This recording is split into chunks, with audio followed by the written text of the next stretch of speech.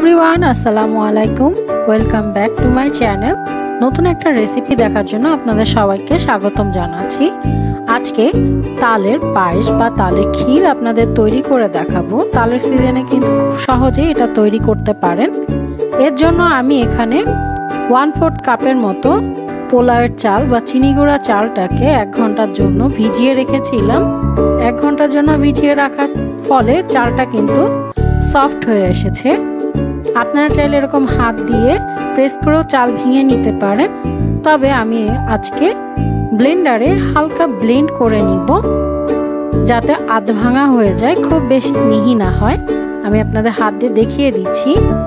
দেখুন দানা দানা দেখা যাচ্ছে, কিন্তু একেবারে কিন্তু মিহি হয়ে যায়নি।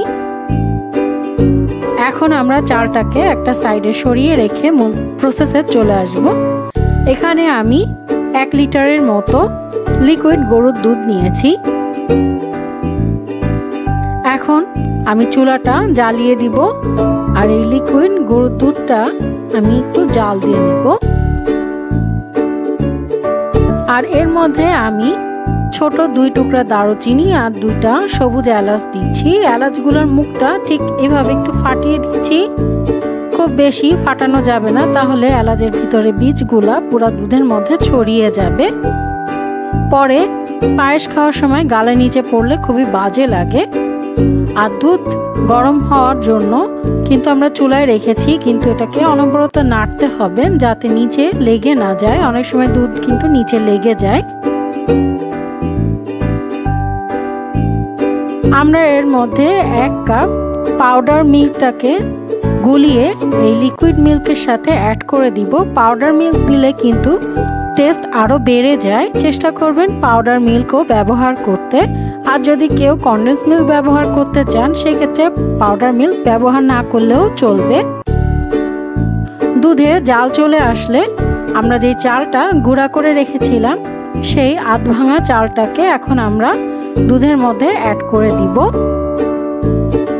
আর মিডিয়াম হিটে এই চালটাকে আমরা জাল দিতে থাকবো যতক্ষণ পর্যন্ত চালটা খুব ভালোভাবে সিদ্ধ না হয়ে আসবে আর দুধটা জাল দিয়ে কমে না আসবে। খেয়াল রাখতে হবে এটা কিন্তু অনবরত নাড়তে হবে, যেহেতু আমরা চালটাকে ভেঙে দিয়েছি তাই সেই ক্ষেত্রে কিন্তু চালটা দলা পেকে যেতে পারে অথবা নিচে লেগে যেতে পারে। এজন্য 2-1 মিনিট অন্তর অন্তর এটাকে অনবরত নাড়তে হবে। আর পায়েস রান্না করার সময় কিন্তু চুলার পাশ থেকে সরে যাওয়া যাবে না, যেহেতু দুধ খুব সহজেই উতলে যায়, আবার চালগুলাও সহজে দলা পেকে যায়। দেখতেই পাচ্ছেন আমি কিছুক্ষণ পর পর পায়েসটাকে নেড়ে দিচ্ছি। এখন অপেক্ষা করব চালটা সিদ্ধ হয়ে আসা পর্যন্ত আর দুধ আর একটু কমে আসা পর্যন্ত। চালটা প্রায় সিদ্ধ হয়ে এসেছে। এখন আমরা এর মধ্যে 1/2 কাপের মতন ফ্রেশ নারকেল কোড়া ব্যবহার করেছি। ফ্রেশ নারকেলটাই দেওয়ার চেষ্টা করবেন। আর যদি একান্তই না থাকে তাহলে বাজারে এখন যেসব ড্রাই নারকেল পাওয়া যায় সেগুলো ব্যবহার করতে পারেন। দুধটা কিন্তু অনেকটা শুকিয়ে এসেছে, এজন্য কিন্তু আমরা অনবরত নাড়তে থাকবো। আর আমি এই পর্যায়ে 1 চিমটি পরিমাণ লবণ দিব। মিষ্টি জিনিসে সামান্য পরিমাণে লবণ দিলে চিনির ব্যালেন্সটা খুব ভালো হয় আর মিষ্টি জিনিস খেতেও কিন্তু তখন ভালো লাগে। এই পর্যায়ে কিন্তু অনবরতই নাড়তে থাকতে হবে, নাড়ানো থামানো যাবে না, যেহেতু দুধটা জাল হয়ে কমে এসেছে, পায়েসটা ঘন হয়ে এসছে। এখন আমরা এর মধ্যে 1/2 কাপের মতো চিনি অ্যাড করছি। আপনারা আপনাদের পছন্দ অনুযায়ী চিনিটা ব্যবহার করবেন, কম বা বেশি। চিনিটা দিয়ে খুব ভালো করে নাড়াচাড়া করে নিব। চুলার জালটা কিন্তু মিডিয়ামে রেখেছি। আর চাল সিদ্ধ হওয়ার পরে চিনিটা ব্যবহার করবেন।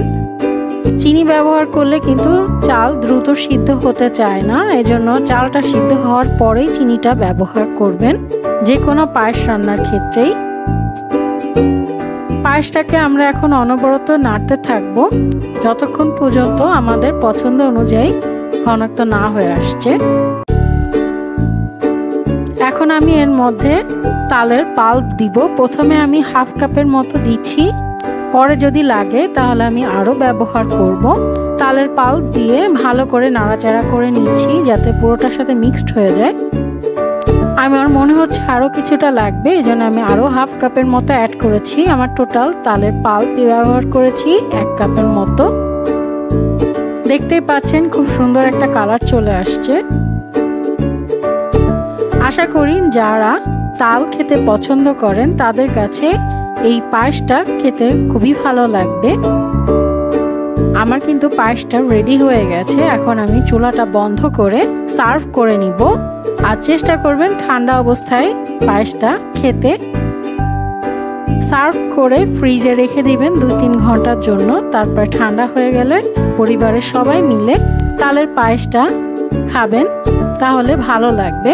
সৌন্দর্যের জন্য উপর থেকে কিছুটা কোরানো নারকেল দিয়ে দিচ্ছি। আপনারা চাইলে এখানে বাদাম কুচিও ব্যবহার করতে পারেন। আর চেষ্টা করবেন খুব বেশি গরম মশলা ব্যবহার না করতে, যেহেতু তালের সুন্দর একটা সেন্ট আছে। বেশি গরম মশলা ব্যবহার করলে কিন্তু তালের সেন্টটা ভালো পাওয়া যাবে না। সেজন্য আমি খুবই অল্প পরিমাণে গরম মশলা ব্যবহার করেছি। আর যদি কেউ মনে করেন যে নারকেল পছন্দ করেন না, তারা নারকেলটা ব্যবহার নাও করতে পারেন। নারকেল ছাড়াও রান্না করা যাবে। তালের পায়েসটা আপনি নর্মাল ফ্রিজে 3 থেকে 4 দিন পর্যন্ত রেখে খেতে পারবেন। আশা করি আমার আজকের রেসিপিটা আপনাদের কাছে ভালো লেগেছে। যদি ভালো লেগে থাকে তাহলে চ্যানেলটা সাবস্ক্রাইব করবেন, পাশে থাকা বেল আইকনটি প্রেস করে দিবেন। সবাই ভালো থাকবেন। আল্লাহ হাফেজ।